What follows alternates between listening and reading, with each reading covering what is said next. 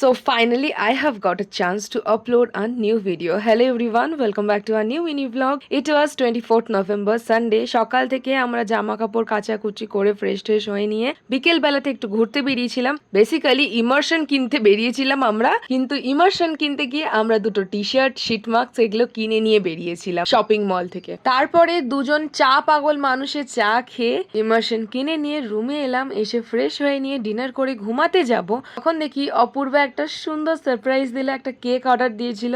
As 25th November was my birthday, তো কেকটা রাত্রেবেলাতে কাটলাম, বেশ ভালোই লাগলো। বাড়ি থেকে অনেকটাই দূরে রয়েছি, একটু তো মন খারাপ ছিলই, কিন্তু ঠিক আছে, কি আর করা যাবে।